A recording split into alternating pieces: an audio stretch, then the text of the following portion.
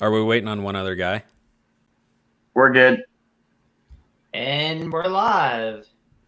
Oh, okay. Oh, we're live. We Okay. are looking live. And it's an interview from the Young Guns with Spencer McLaughlin from Locked On Ducks. McLaughlin, you almost had it. It's all good. It's good to be on with you guys. Always happy to come on and talk about my Ducks. The Donald Ducks. All right. So, on a scale 1 to 10, 1 being the least successful, 10 being most successful, where would you rate the Oregon Ducks season for 2022?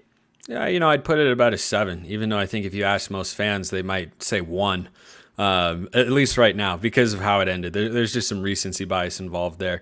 A 9-3 season is a good college football season, especially for a first time head coach. And I don't think it's ever a given just because you're coming to a program that's been successful in previous years like Oregon that you're going to have that sort of success. And I don't think that's any more true than Notre Dame and Oklahoma that, brought in hires that they thought were going to be able to just continue the good times and keep it rolling and it'll all be good. And then Notre Dame is ranked right now for absolutely no reason other than they have an ND in their logo. Sorry, my man. It's just like I see you got the beanie on, but like we gotta call a spade here. There's no other team in the country that can go 8-4, lose to Stanford and Marshall at home, and almost lose to Cal at home and still be in the top 25. It just doesn't. Even if you upset Clemson like it. But anyway, we're not here to talk about Notre Dame. So I think Lanning did a lot of really good things, and the margins here between a wildly successful season and a successful season like we've had are really pretty slim. And I think Oregon fans can very easily lose perspective of that because when you look at the Ducks going 9-3 this year, it is literally, I mean literally the worst imaginable 9-3 campaign possible. Lost to Washington when you should have beat them. Lost to Oregon State when you should have beat them. And you got routed by Georgia. If you had to draw up before the season began, what's the worst possible 9-3? It would be don't be competitive with Georgia and then lose to Oregon State and Washington because that's who we all want to beat the most. So from that point of view, it was a letdown. But it's still important to look at all the good things that they did, the improvements they did make from last year. Because they're not a big rival, it gets overshadowed. But Oregon beat Utah. And last year, we're G-rated on here, right? I assume. Yeah. Okay. Last year, they got on this show. Yeah, they got housed twice by Utah last year. Lanning comes in, doesn't just make the game competitive, but beats them. Even at home, that is a remarkable turnaround and a testament to the coaching pedigree he does have. Still has some areas to grow because there were coaching mistakes in the Washington and Oregon State games that are 100% on Lanning and his staff. But I think you just have to expect that there's going to be an adjustment period for someone learning on the job like that. You had a first-time play caller. You have a first-time head coach. You have a guy, a defensive coordinator in Tosh Lupoy, who hasn't been a DC and a play caller, which he was for basically the entire season in I think like 4 years or so, 4 or 5 years. So it's one of those things that feels a lot worse right now than it actually was because 2 of the 3 losses like last year came late, but more specifically, who those losses were to.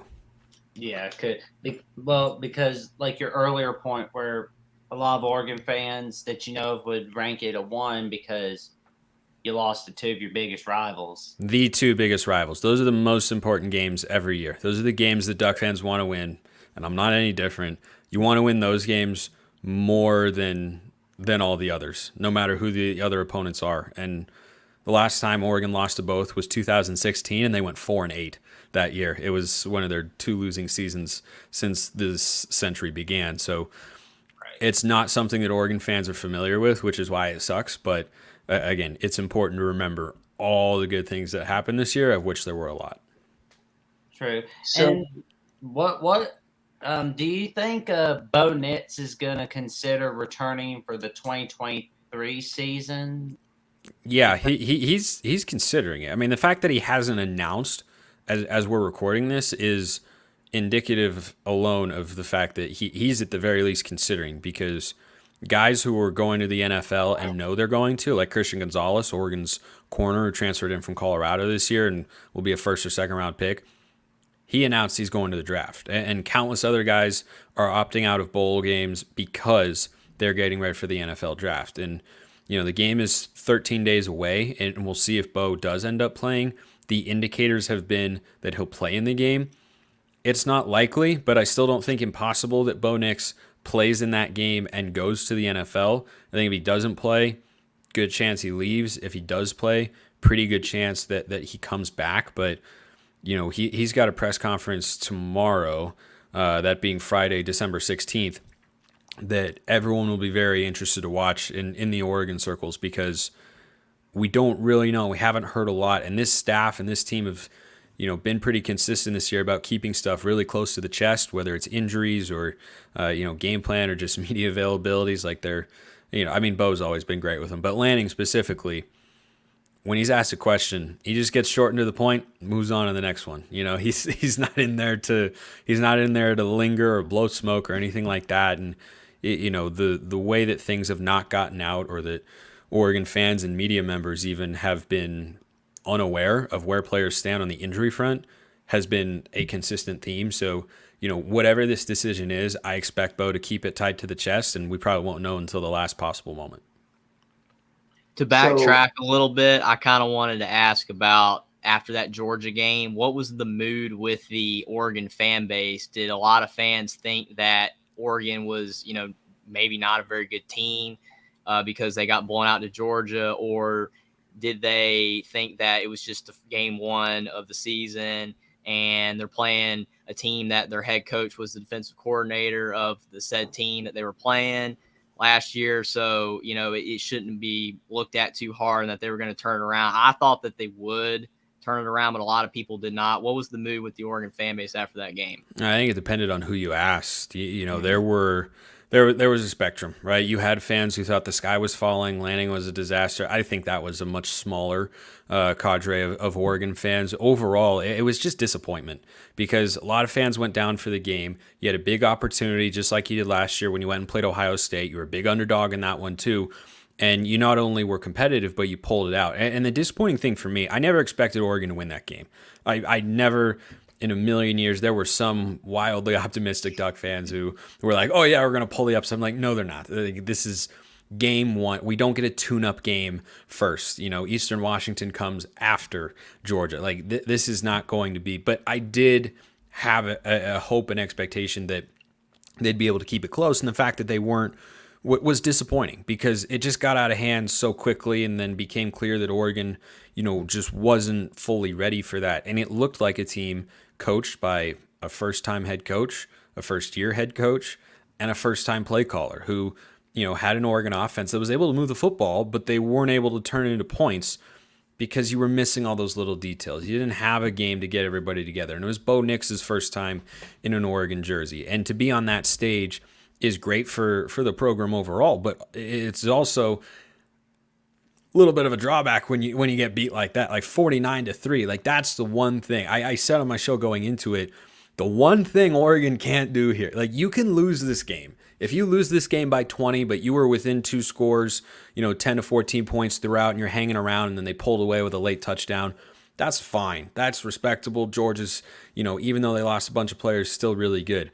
The one thing you can't do is what happened when USC played Alabama in a similar setting in, I think it was 2018, with Clay Helton at the helm, and he got clowned by Nick Saban, and it was like 52-6. And I was like, that's the thing you can't do. And then that happened. So that was really disappointing, but I never thought the season was over. There was a former Oregon player, I'm sure you all remember LeGarrette Blount, not for football reasons specifically, but he came out and said, man, Bo Nix has got to be out of there, put someone else in there. And I was like, okay, let's everybody calm the F down. Like, just, it's a bad day. It's a bad game. If you have a bad day like that against a good team, you lose by 17. If you have a bad day against a great team like Georgia, who are probably going to win the national championship, then yeah, you're going to get absolutely wrecked. And most Oregon fans, I think, did not panic, but it did put an added amount of pressure on that BYU game, which I think was just such a turning point in the season, because you come out, you play Eastern Washington. It's a bye game. It's, a preseason game, essentially. Like, in the NFL. You're not going to lose that game. But then you come the next week against BYU, who were riding high after a win against Baylor at home in a thrilling game. BYU wasn't as good as they were supposed to be this year, but didn't know that at the time. And they're still a solid football team overall. And they didn't just win that game. They were dominant. They were really dominant. It was 38-7, I think was the score through 3 quarters. Like both sides of the ball, they were utterly dominant. They couldn't be stopped on offense. They didn't allow many drives defensively. And that kind of reset the tone. And I think that game, and it coming in front of the home fans too, and reassuring the Duck fans that were inside Autzen Stadium that day that Georgia game, that wasn't us, not what we're about, not what we're capable of. And they played much closer to that as the season progressed. So, it's just a testament to how long the season is and also how short it is. Like, I can't believe it's about to end.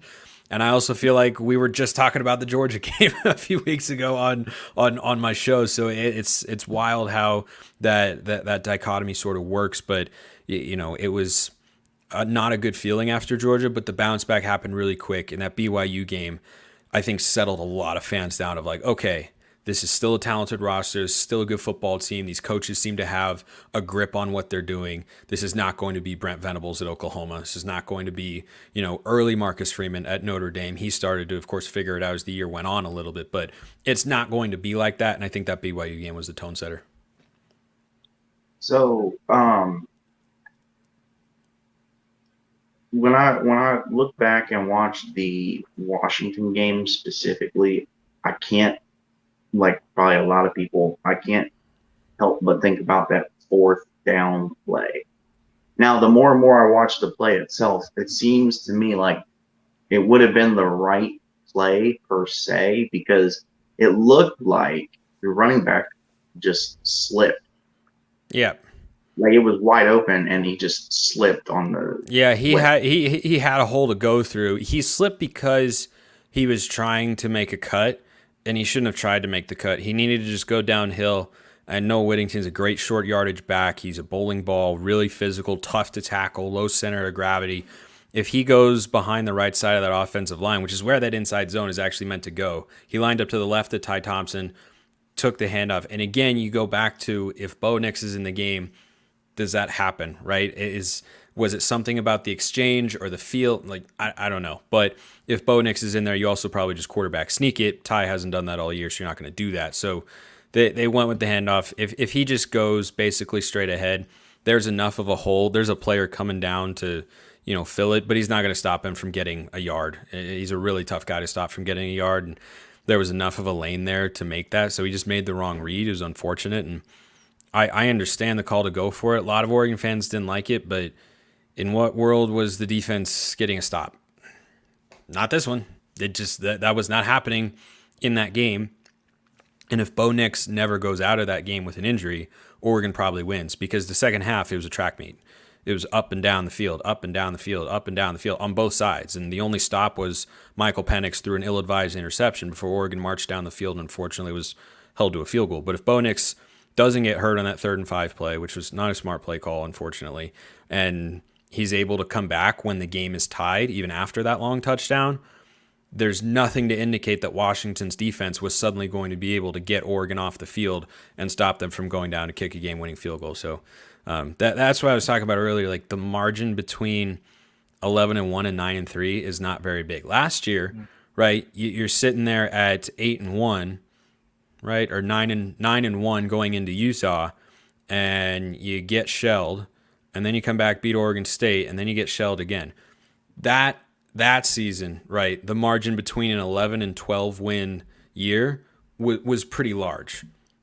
This year, the difference between 9 and 11 wins, not that big. It was actually a pretty razor thin margin, and a lot of unfortunate things had to take place. I mean, Oregon in both the Oregon State and Washington games, when you look at the ESPN app, had a win percentage in each of those games that was over 95% at one point in time, or 93% at least. And they ended up losing both of them outright. Mm-hmm. So, it's not like they were miles and miles away from being a conference championship or college football playoff caliber team. Whereas last year, it kind of felt like they were holding on by a thread with some of their victories, and they weren't as impressive as they should have been. and then the chickens came home to roost against Utah, and that didn't happen this year. So I think that's a step forward. I think this year's Oregon team that went 9-3 beats last year's Oregon team that went 10-2, and I think they do it pretty handily. Yeah, it's one of those things on the fourth down play. If you get it, then the coach is a genius, and if you don't get it, then he's not. And yeah, I mean, and it'd been a part of their MO all year. They'd been really aggressive. They'd gone for it on their own side of the field. They did it in that BYU game several times, and it worked out. And those are heart-stopping moments, and then you have relief when it doesn't work, and you have dismay and questions when it doesn't. And I think there's a time and a place for that. But I think Lanning would punt the ball, against both Washington and Oregon State in those situations if he had a defense that he could trust. But he just didn't have that this year. So he realistically only went for it because he didn't trust the defense. I think that is a component. You could argue it's just philosophically what he did because the defense played great against BYU, and they still went for it twice on their own side of the field on fourth down. But I think when you look at how those games were playing out, they didn't have an answer for Oregon State's run, and they didn't have an answer for Michael Penix. And if that's the case, you got to go with the side of the ball that can execute. And so I understand the reasoning from that perspective, even though I could very easily argue the other side, but I don't personally see it that way. I'm like, the defense was not going to make a stop in either of those games. Just facing the reality, they weren't able to make the adjustments. So going into the Holiday Bowl as Oregon plays North Carolina, what will they have to do to win against North Carolina? What are the keys to victory for Oregon? Yeah, I think you got to be able to just hold North Carolina field goals. I mean, North Carolina's got a great quarterback in Drake May, who, if he is having the sort of day he's capable of, could have a field day against an Oregon secondary that is now without its best player in Christian Gonzalez. And we'll see if they're going to be without Brandon Dorlus, who's an NFL caliber defensive lineman, and Noah Sewell, a second-team All-Pac-12 performer and NFL caliber linebacker. So they haven't announced their intentions just yet, which I find to be curious, to say the least. I thought they would have declared by now, but they have not. Hopefully that means they're coming back, but I'm not getting my hopes up too high. But Christian Gonzalez was the best defensive player Oregon had all year consistently, and it was not particularly close. And the secondary had a lot of questionable moments, a lot of receivers running open. It's more a scheme issue, I think, than a personnel issue. And the problem as well is the pass rush hasn't been there. And your secondary has got no chance if you've got no pass rush. You just can't ask guys to cover for that long. And so when you take away your best individual cover corner, which Gonzo is by a landslide, I mean, he's a first or second round pick. I don't think Oregon's got another first or second round pick right now on the roster on the back end of that defense. In fact, I know that they do not. So I think that's the biggest thing is North Carolina will be able to move the football, particularly through the air. But if they can hold the field goals and make it look like the UCLA game, which was, I think, 31-13 at the half or so, I think that Oregon can be just fine. And, they twice held UCLA to field goals, and that ended up allowing them to continue to build on their margins. They held the Bruins to field goals. They scored touchdowns in the red zone. I think if it plays out something like that, then Oregon can be in a good position here. But I don't expect them to come out and defend the way they did against Utah, where they just had a dominant defensive effort, allowed just 10 points on that side of the ball. Only time all year where they have looked like the defense they are supposed to be, but clearly are not yet. So that's what I'd say is you got to be able to just hold them to field goals, and as long as you're converting at the other end, moving the ball. If you got Bo Nix back there, then they'll be fine. Yeah. Well, that was going to be basically like my next question is that how the opt-outs are going to affect Oregon and transfer portal players, because, if they're a full strength team, Oregon is, definitely clearly the favorite against North Carolina. Big time. But since you have players that are opting out, that are in the transfer portal, and like you have already alluded to, players that could, declare for the draft that haven't yet, it could get to a point where Oregon is going to have a hard time to win this game because they're clearly the better team at full strength. But just basically explain how you think the opt-outs are going to affect Oregon, and you still think Oregon, is the favorite to win this game. Yeah, I mean, Vegas thinks Oregon still is the favorite, and I think they should be, if not only for the fact that, I'm surprised it's as high as 2 touchdowns, which is what it is. Mhm. I think part of that is factoring in that North Carolina has to go all the way across the country, and the Ducks are taking a quick flight from Eugene to San Diego. It's not going to be, too much travel for them, and North Carolina's got a different time zone. They're going a long, long way. It's way out of the way, and they're way further detached from their routine or any sense of familiarity and comfort. And I don't think you can undersell that. Vegas never does. So I think that's part of it. Gonzo is the biggest opt out. The other ones that could have an impact that haven't announced yet are the guys I mentioned earlier, Dorless and Sewell. That could be monumental if those guys are there. Dorless is the best defensive line. Like those are Oregon's 3 best defensive players. The only guys I would want back from this defense for sure next year are Gonzo. He's going to the NFL. Dorless and Sewell. And Dorless is probably second, Sewell third in terms of best defensive players this season for the Ducks. So that has the potential to have a greater impact on the defense. But the other losses they've had so far, really manageable for the most part. Dante Thornton leaves, but Chase Cota is healthy, and that's why Dante Thornton saw more of a role as the season went on, because Chase Cota got hurt, and this will be Cota's last football game. So I imagine he will be playing in it. I don't expect him to opt out. He's not going to be a high NFL draft pick or anything like that. Justin Flo had a high snap count on defense, but it wasn't a very productive snap count, even though he was a big time recruit. His career, which I could give you 10 minutes on, got derailed by injuries largely. So I think that's a great opportunity for other young guys on the roster to step up, try to make plays, and show what they can do for the coaching staff going into spring football and the spring game and the next year. Of course, I think it's the biggest thing to watch for Oregon in this game is what young guys are going to be able to capitalize on an opportunity to make you go, damn, I feel like that guy could be a player next year. Because we saw it in the Alamo Bowl last year, and it was an even messier situation. You had even more players leaving or transferring or opting out, and you had a coaching staff leave. So you had an interim head coach, and you had everything was just in complete transition, and they got run out of the building basically by Oklahoma because the defense had too many opt-outs and such. And offensively, they showed a lot of things that they hadn't showed all season long, and those ended up carrying over into this year. And we saw glimpses of that potential. We saw Dante Thornton catch a bunch of long balls. We're like, man, he's able to take the top off of defense. And guess what?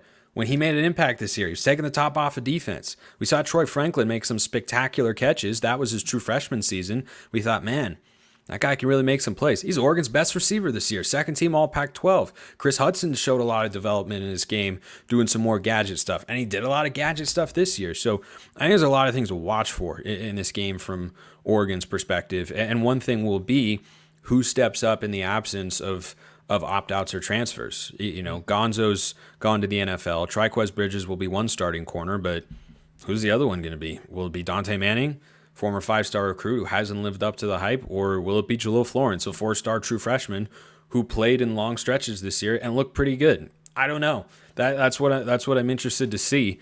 But both teams are going to be dealing with that. I haven't gone through what North Carolina's opt-outs are, but everybody's got them at some level, and Oregon's got some impactful ones. I imagine the Tar Heels do as well. But for what it's worth, the last time Oregon played Mac Brown in a bowl game, we took him to the woodshed. I thought we had ended his career, but he came back. So maybe we'll just have to end his career again. The biggest one is Josh Downs at receiver for North Carolina. That's the biggest one. And that would be particularly impactful because he would have a big opportunity to not get shadowed by Gonzo in the game. But if he's not going to be there, somebody's got to step up. And I think that's what can determine a lot of these bowl games. Most players are still playing. Like, everybody focuses on the opt-outs and transfers and whatnot. But, the overwhelming majority, 75, 80% of the guys who played in the regular season are playing. But who steps up the most and makes the most of the opportunity, I think is what's going to decide a lot of bowl games this year. Yeah. Two positives I can find from the 2022 season for Oregon are the fact that you guys beat the 2-time Pac-12 champ Utah at Eugene, and that you beat Chip Kelly in Eugene with College Game Day in town. By the way, what were the feelings going on this year when Chip Kelly returned to Eugene for the first time since he left Oregon? We're used to it at this point because Chip's been at UCLA for 5 seasons now.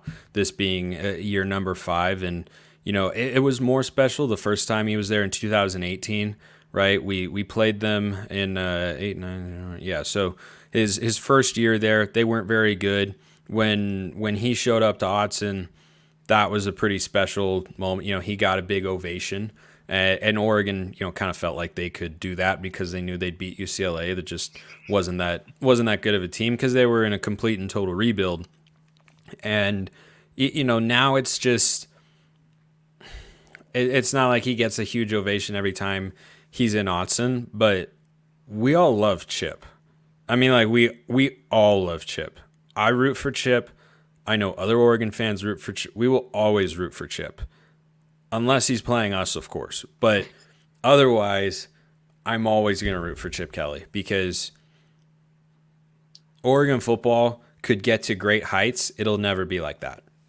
It will never feel like that. You only have one moment to arrive on the national scene as a program, and that was it. And the way he was doing it and the way it all went was just so special and unique. You can't recreate that, even in a great season. So, it's a little bit of a bittersweet thing, but I think the further removed you get from it, the more, Oregon fans just feel like, okay, we want to win the football game.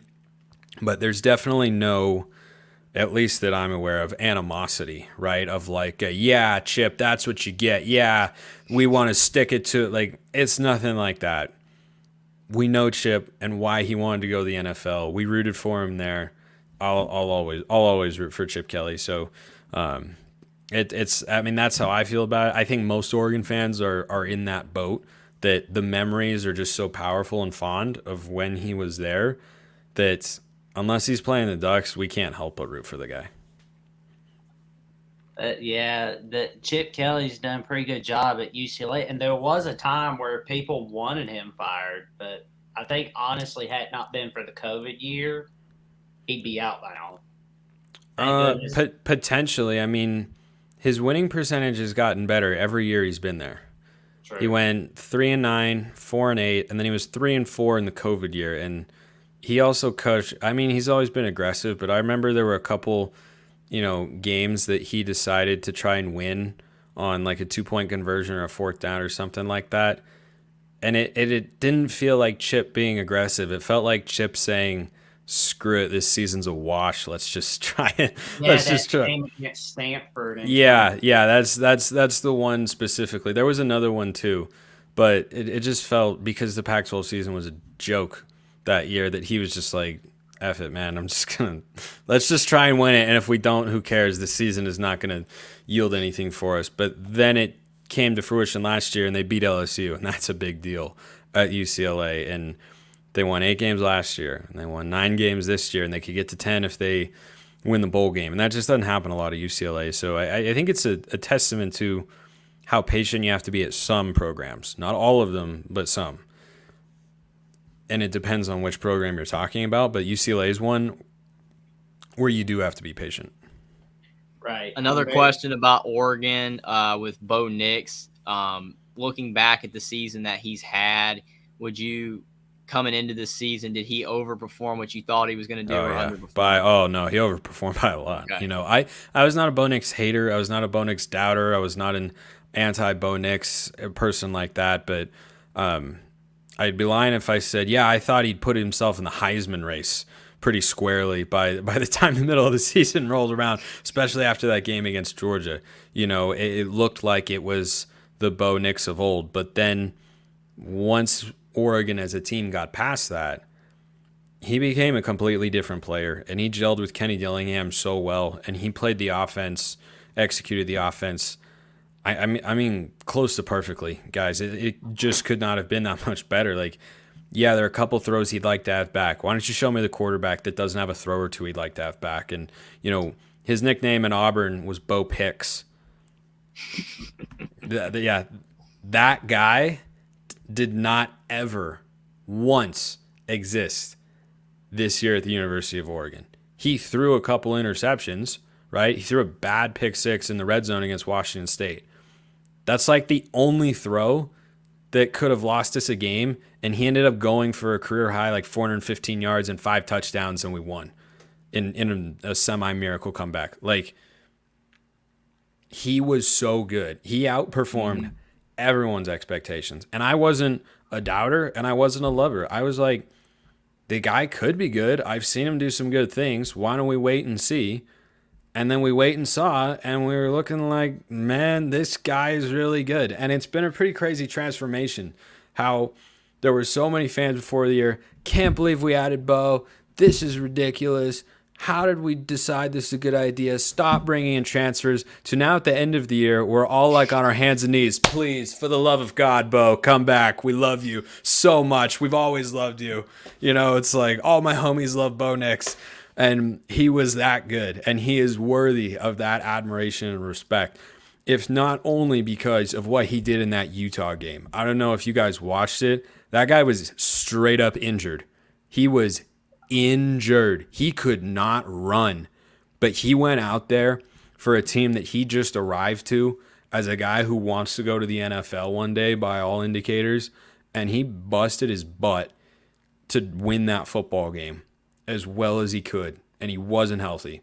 And he didn't owe us that. That's just who he is. And he gave us that. And he earned a lot of people's ultimate respect. He had Oregon fans' respect going into that game. But he garnered ultimate legend level respect, even though the year didn't end the way we wanted it to. It wasn't Bo's fault. Bo and the offense put up 34 points in both of those crushing losses. That's not on Bo. And he didn't, fail to make a play or anything like that. There was a 4th and goal. The snap got off with bad timing against Oregon State.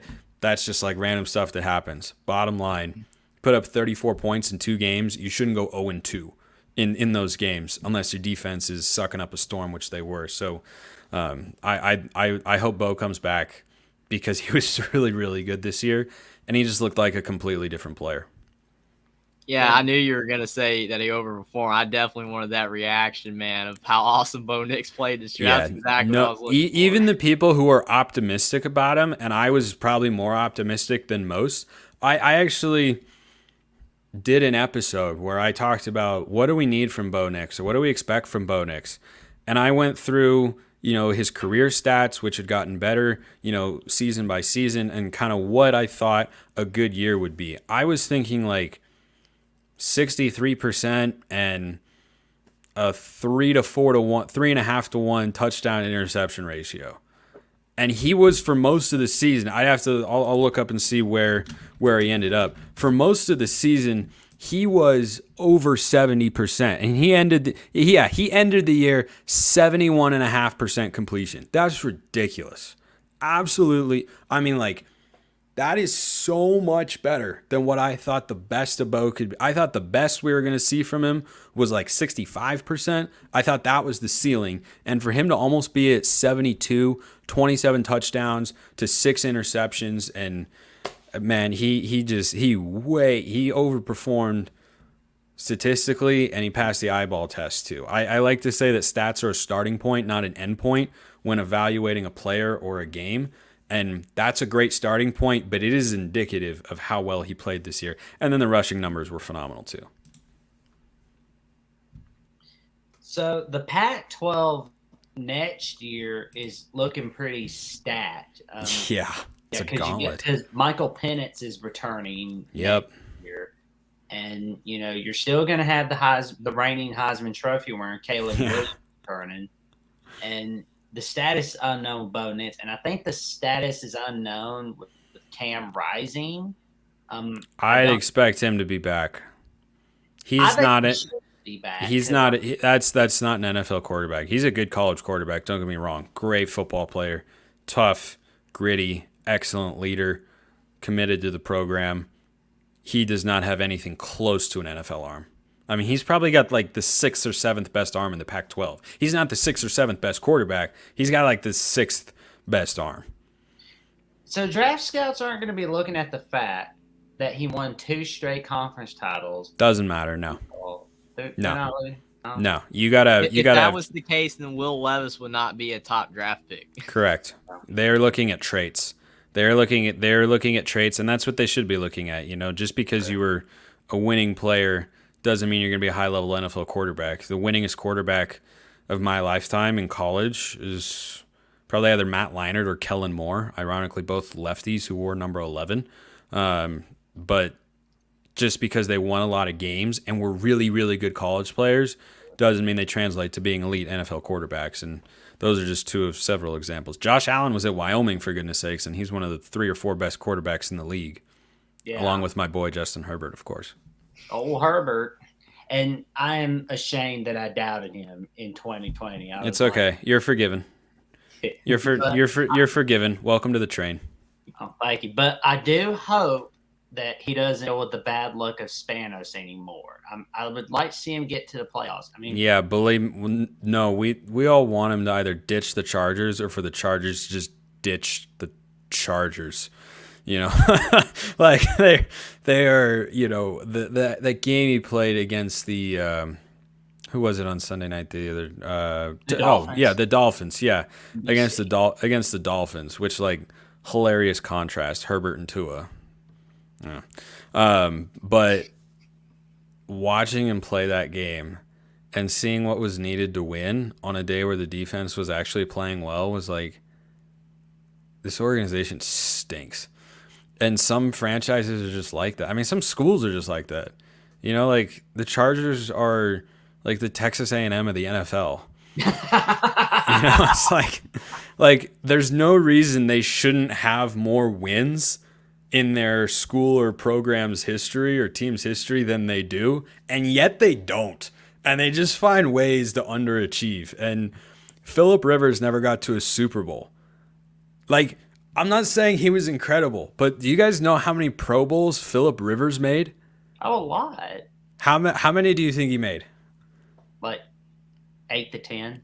Yeah, he made 8 Pro Bowls. Yeah, I was going to say 6 to 8. Yeah, he made 8 Pro Bowls, and the Chargers couldn't get to 1 Super Bowl. He got to 1 conference championship game while he was there.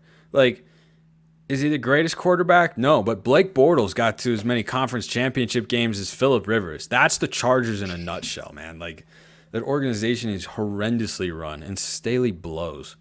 Blake Bortles a one-hit wonder. But yeah, exactly. And again, as many conference championship game appearances as Phillip Rivers. That doesn't make it. The Chargers for so long would just go 11-5, 12-4, out in the divisional round.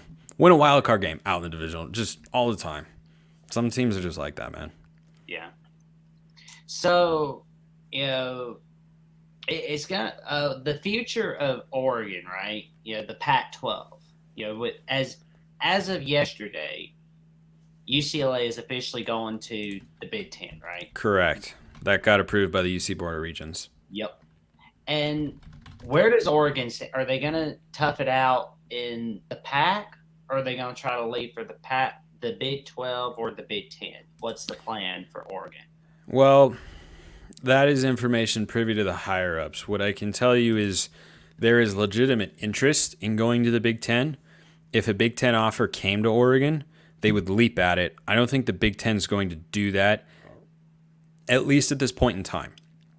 So if that's the case, then Oregon is better suited to stay in the Pac, whether it becomes the Pac-10, Pac-11, Pac-12, whatever. A lot of different ways that can go. They would go to the Big Ten, not just for the money, but also the credibility. But if you're not going to get into the Big Ten, or by some miracle the SEC, there's no major advantage to going to the Big 12. There's just, it's not worth it, because the money is not going to be that much higher, if at all. We'll see what the Pac-10 media, Pac-12 media deal ends up looking like. But it won't be that much different to the point where it's, large, it's hugely consequential.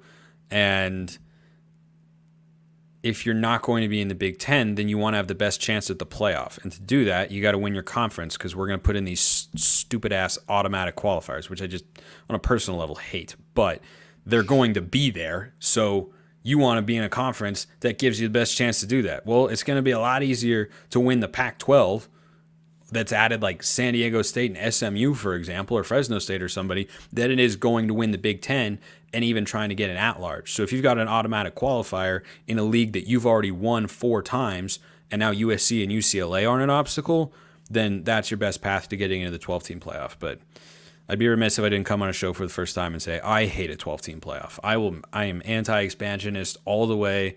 I will argue anyone at any point in time. You can send me a message at 2 a.m. I'll wake up and argue with you about it. Yes.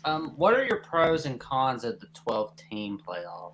Well, the cons are that the regular season becomes significantly less important. And for anyone who says, well, there are more games that are going to matter. True, in a sense. There are more games that are going to matter for teams to have the opportunity to go in and get absolutely clobbered by teams that are actually good enough to compete for a national championship.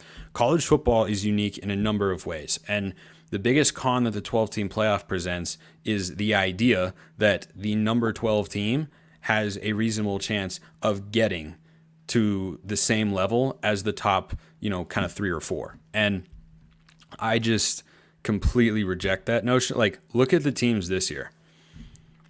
USC is probably good enough to play in the playoff. Are they good enough to beat Georgia? Probably not. But are they good enough to be there? Yes. However, what has always made college football unique, what has always made college football special, is that just because you are technically good enough, or we think you're good enough, even though oftentimes they're not, to get there, 1 or 2 losses in a season can take you out of it. Now, I like the 4-team model more than the 2-team BCS.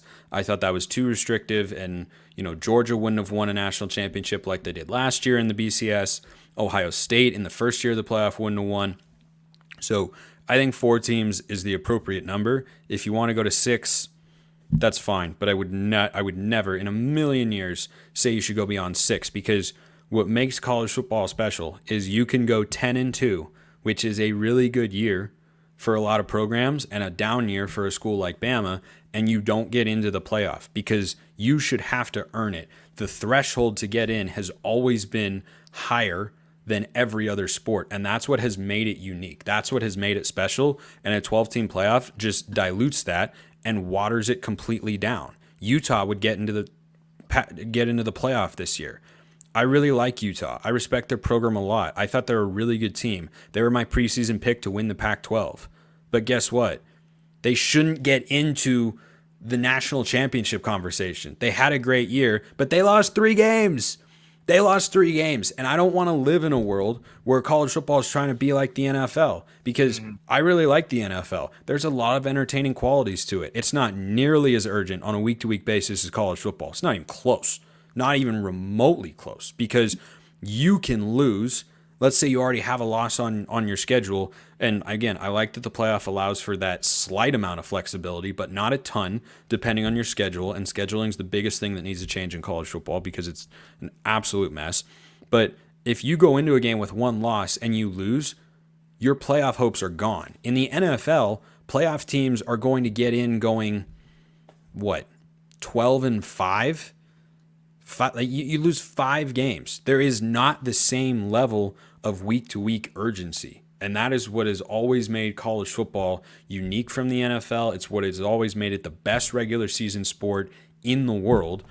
And now with the 12-team playoff, we're going to take that away for the illusion of parity. Like, the reason Alabama has been winning all these national championships is because they didn't have to play, Tulane out of the American. It's like, okay, yeah. Go ahead and try and tell me on that one, guy. Like, okay. You're not going to, like, the arguments in favor of expansion, which unfortunately are coming really, really soon, are, well, it's going to create more parity. No, it is not. It is not going to create more parity in college football. The best teams are still going to win. The best teams are still going to get the best recruits. And whether or not a team can, get a participation trophy in sense just for being good, and then get a playoff appearance and put that, SIDs can put that in write-ups and they can pitch that to recruits and whatnot, that doesn't change what is required to be a national championship level program. And that's You have to recruit at a high level. You have to be well coached. And yeah, you have to have some things go right in your season. Look at TCU. How many times could TCU have lost this year? 4, 5? And they only lost once. And they get in, and they earn the right to get in. And I'm glad that they got in. But I don't want to live in a world where USC loses that game to Utah and they still get to go in the playoff, because that's not what makes college football great. So that's the shortest possible spiel I can give on why 12-team playoffs sucks. I agree with you there. I mean, my biggest problem with the 12-team playoff, and you kind of mentioned it, is the fact that there's not enough good teams for it to make sense. Exactly. Like, you can't justify having the 12 seed, that being in a playoff, and most of the time when you have like number 1 Alabama play the number 12 team in the country, they're like a 20-point favorite. The gap is so wide. And like you said, it's an illusion of parity that's not going to go away anytime soon. It's the teams that are like 9, 10, 11, and 12 are not getting any better.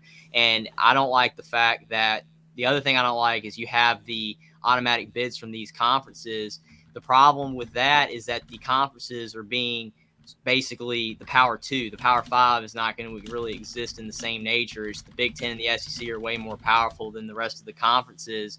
And the problem with that is that you want to have all these conferences represented, and that's all well and good, but these conferences don't deserve to be represented anymore when there's not as many good teams left from the other conferences that deserve to make the playoff. The Pac-12 is significantly weakened now. The Big 12 is significantly weakened. The Big East has been gone for years, and the ACC, you just got Clemson. The ACC stinks. It's basically the Big Ten and the SEC. Those are the only two conferences that in most years are going to have teams deserving of being in the playoff, but yet you want other conferences to be represented. That's why the conferences should have stayed the way they were, and it would have made it where they would have been more balanced, and maybe it would have been a bit more justifiable to have this system, but it still doesn't make any sense because the teams at the top are just too powerful. Yeah, and the solution to the Pac-12 hasn't been in the playoff is not to say, well, then the Pac-12 should automatically get a team into the playoff. What sort of participation trophy BS is that? Like, that's not what is holding the Pac-12 back from winning a national championship. The problem is they haven't had teams that are good enough to do it. And Oregon has twice come very close. And those teams were really, really good. But that's more the solution, because Utah is a great team this year. They're not winning a national championship, because if they were good enough to do that, they wouldn't need an automatic qualifier to get them in a 10-3 season. That's not what would happen. If they were actually good enough to win a national championship, they would have gone 12-1, won the Pac-12, and they'd be in the 14 playoff right now. Like, this illusion of parity that'll come about if you have a 12-team playoff, I find to be ridiculous. And you need look no further than the FCS level, which has a 24-team playoff. I mean, it's ghastly. And look, it works for them. Like, whatever. I follow FCS football pretty closely. I'm not a fan of a particular team, but like, that's the way they do it. Okay. Go tell me how many national championships North Dakota State has won and how many they've played in. Because in college football, it's not like college basketball. That's another common counter that I hear to the argument about, well, you let teams into the NCAA tournament, March Madness, which is the best sporting event on planet Earth, bar none. It's that one and college football regular season number 2, but now that's going to get bumped down the list because we're going to 12 teams. But the people say like, well, you've got a bunch of teams in there, a bunch of seeds in there that can't win a national championship. True, but the difference is in basketball, you have 5 players on a court. And the way that the sport is structured caters itself more easily to upsets. When a football team is outmatched, you can't get hot and get lucky. Like UMBC beat Virginia. You know how? They got hot from 3 and Virginia got cold. Mm-hmm. If Alabama plays a team that they're a 3-touchdown favorite over, they can play like crap and they're still going to win by 12. They just won't win by 21-30. Mm-hmm. And by the end of every college football regular season, we can see pretty clearly who's good and who is not. And even teams that get into the playoffs sometimes, Notre Dame, sorry. Like, you can see, yeah, that team isn't actually very good. And then Notre Dame goes in and they get waxed. all the time. And a number of the college football playoff games, again, I think a 14 playoff model is worth it for the great games we have had and for the more even playing surface in a sense of like, that's not the best way to put it. The 14 playoff is good because it allows for situations like last year's Georgia team to get in, whereas in the BCS, it would have been Alabama and Georgia probably would not have gotten in when they clearly should. It probably would have been Alabama and Cincinnati for the national championship under the BCS. So it is better than that by a long shot. But we see a lot of these playoff games that are not particularly close because the way college football works, and we see it over and over and over again, is the teams that are really good are much better than the teams that are not. And it doesn't mean other programs can't get there because people say, well, it's just the same teams winning over and over again. First of all, same 4 teams have never made the college football playoff. Second of all, a group of 5 team has been in. So your argument of, well, you don't give the G5 schools a chance is again out the window. And third of all, who's in the playoff this year? Michigan, TCU, and then Ohio State and Georgia. And Georgia's a quote-unquote traditional power. I think this is the 3rd time that they've been in it, if memory serves. 3rd time. Out of, what is that? 8, 9? I think we've got 9 iterations. The first was the 14-15 season. 4, 5, 6, 7, 8, 9, 0, 1, 2. Yeah, so this is the 9th iteration of the playoff. Georgia is they're there all the time. Have been in 3 times. TCU has never been in. LSU has been in once. Clemson has not been in a couple of years because they kind of stink now. Alabama is not in this year. Like, this idea that you can't get into that top 4 and it's just too impenetrable, I don't believe that at all. Why does TCU is in the playoff this year, and they should be. They had a season that's worthy of that. What does TCU have available to it that any other ACC program or any Pac-12 program or any middling Big 10 or Big 12 program doesn't have available to them? I'll take your answer off the air. So I agree with your point 100% on the basketball point. I've said that before on various shows about that because people will bring it up, and it's like you can't. It's not even comparable because again, basketball, the game is structured like you said, 5 on 5 versus 22 on 22. That is not catered for upsets. You have the talent gap is ridiculous in basketball as well on certain teams, but that team could just have a bad shooting night, like you said. Correct. You could go 2 of 30 from 3 or whatever. And the other team, Correct. like you said, UMBC hits 12 threes. Correct. It happens all the time. And that's why March Madness, like you said, is one of the greatest sporting events of all time because of the fact anything can happen, upsets galore. It's awesome. You don't know who's going to win. And at the end of the day, Loyola Chicago makes the Final Four. I mean, it happens. In college football, the lines of scrimmage is so unbalanced. Like you have Alabama play Vanderbilt, or you have Ohio State play Rutgers. The lines of scrimmage are so unbalanced, the game's already over. It doesn't even matter about the skill position players. That team can't run the ball, and the quarterback's getting sacked. Like you said, the talent gap's insane. And even in the top 15, the 10, 11, 12, 13 ranked teams, whatever, they're nowhere near as good on the lines of scrimmage as the top 4.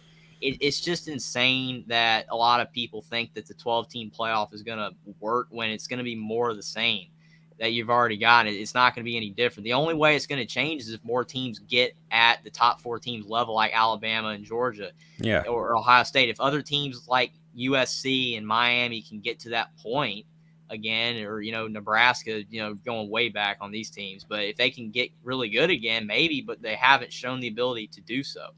It's way too unbalanced. And the other thing too on the March Madness point, because I think it's a legitimate counter to bring, but I don't think it holds as much weight as people who present that as a counterpoint really think. A 12 seed, my entire life, the rule when filling out a bracket, you got to pick at least one 12 seed. And as time has gone on, I think we've seen more competitive games in the 13-4 or the 14-3. We've seen 15 seeds win. We finally saw a 16 seed win. Now, when the tournament expanded to 68 teams, I thought, I don't know. And then teams that were first 4 out were able to go on magical runs and get all the way to the Sweet 16 or the Final Four. Like UCLA and Syracuse. Exactly. UCLA was a first 4 out, and then they were a Final Four team. That is a testament to a couple of things. Number one, nature of the game of basketball, 5-on-5, not 22-on-22. And then the second thing is the growth of talent is so much more expansive. And going back to the 5-on-5 point, you don't need as many really, really good players to be able to compete with the higher ups. Now, they still have an advantage, but then the other thing you do have to remember is this is college athletics. And so when you say, well, is that tournament too big? Is the field too big? Like, no, a 16 seed is never going to win a national championship. However, a 16 seed is going to get into the tournament and get a lot of money to come and fund their athletic department in a huge, huge, huge way. The same way that buy games work for college football, right? Anyone who ever says like, oh, we've got to get rid of those, you can't have, like, no, you have, that is the lifeblood for those little schools. You cannot afford to get rid of them. And it's a massive, massive opportunity. And the ability to put your school on the map just by winning a game is so huge. But in football, you don't have that opportunity because you can't play as many games too. You can't play more and more football games because you're taxing the kids' bodies too much and you're putting them at risk, and you're, you know, still going to have guys who maybe want to opt out of those games if they've got NFL potential. So, you know, there are some upsides, like the idea of keeping your season alive, winning the Cotton Bowl or the Peach Bowl instead of just saying that's a good season. I get it. I still remember the days where Oregon went to a Holiday Bowl and I was nervous going into the game as a kid, and I really wanted to win because it was a big stage and you're playing a good team, and the chance to bring home a bowl game victory meant something. And now we've, you know, taken that away in pursuit of expanding the playoff, which sucks, but you know, yeah. What do I know? Oh, what was your take on Oregon hiring Will Stein from Texas San Antonio to be the new offensive coordinator? On a scale of like a grading system, would you F being the worst, A being the best, where would you grade it? Yeah, I'd give it about a B+.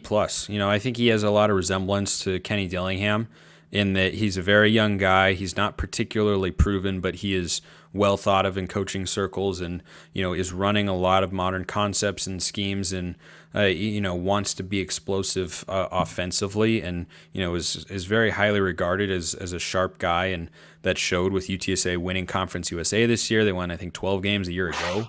You know, they've been a double-digit win team there for the last couple of seasons, and they were, you know, not really on anybody's radar until he and the head coach got there, and the offense has really been the driving force for that. So I liked it. Only question I've got is, you know, what's the recruiting prowess going to be? I mean, that's just always a question when you're hiring someone from the G5 level. You know, is how is he going to recruit against Washington, against USC, against Stanford, against Coach Prime at Colorado? You know, that's a legitimate question. So that unknown, you know, stops me from putting it in the A category. But, you know, at the time, I probably would have given Kenny Dillingham a B, and he had an A season as the OC. And, you know, Stein's got a year of play calling under his belt, so I like that. It's more experience than Dillingham had coming in, and I think philosophically he aligns very closely, though not exactly with what Dillingham did this year, and I'll be curious to see, you know, how he and Lanning work together to construct that offense. But it wasn't on my radar going into that hire. I was eyeballing, at least personally, Brian Hartline over at Ohio State. I don't know if that was ever an option, but that was, you know, someone who was definitely in the mix in my mind. Dan Mullen, another option as well. Thought he could have been a good hire, but I think it makes sense that you go for another young guy that Lanning would, because it's what he knew from this year. They had a lot of success. I think he kind of went back to the well and found a guy who feels like a real up-and-comer in the coaching business, but, you know, still has plenty to prove as well. Right. And, you know, it's going to be very fun to see what happens in 2023. But first, very. There's that 2022 Holiday Bowl against Drake May and the North Carolina Tar Heels. Yep. Very, very much so. But I think I got to hop out of here now and go watch my Seahawks put the finishing touches on this Thursday Night Football fat L. Yeah. What's your reaction to Purdy Mania? Are there any comparisons to are the 2022 49ers the 2014 Ohio State in the NFL this year because of like You the trying to have me walk off the show right now? Why you got to bring that up, man? Jeez, well, I don't jeez. No, well, I I'm just don't mean playing. it to be mean. No. I'm just playing. I've taken no less than 12 shots at the hat on the front of your beanie, so I had it coming Well, anyway. because of when Yeah. the Well, Buckeyes won yeah, with their backup. just no, I know, and the comparison's a really good one. I didn't even thought of it until now, but I think you make a great point, and I think what you have in both those situations are a great team around the quarterback that need the quarterback to make plays, but are not quarterback reliant. I mean, you watch the 49ers play, and they run the ball like nobody else in the NFL, and they just need a guy who can go out there and execute. And when we leave George Kittle wide open on a corner route and then fail to tackle him twice downfield, it's pretty easy to make that sort of throw. And Purdy's not a scrub either. I watched him at Iowa State. He won a lot of games. He's pretty solid. He beat Oregon in the Fiesta Bowl in the COVID year. Like He's gone from Mr. Irrelevant to Mr. Relevant real quick. yeah, he has. I mean, Beat Tom Brady in his first career start. he could get them to the Super Bowl. I think he 100% could. Well, I forgot that Oregon played the Buckeyes in the national title. Yeah, well, My bad, my error. It's all good. Overall, it was a great season. We had a Heisman Trophy winner and beat Jameis Winston into the ground in the Rose Bowl and played the national championship game. Don't get too many seasons like that. Haven't had one since. But I think you might pretty soon. I hope so. I very much hope so. So, anything we guys say, guys, or Why don't you just close us out by telling people where they can find it and what you got planned? Yeah. So I host Locked On Ducks and Locked On Pac-12, which are daily podcasts covering the Ducks and the Pac-12 conference as a whole, and those are Monday through Friday. All season long, even in the off season as well. Plenty of content there. I'll switch to college basketball at some point, but not for a good while. There's just so much excitement with football.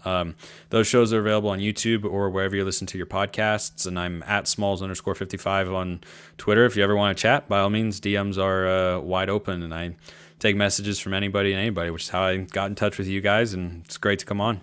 thank you for coming on the Young Gun Show, Spencer. My pleasure. Oh, man. I'll tell you what, pretty soon we'll definitely be getting to chat a little more here and there about Oregon. Hey, anytime you need Duck stuff, you fellas just give me a call.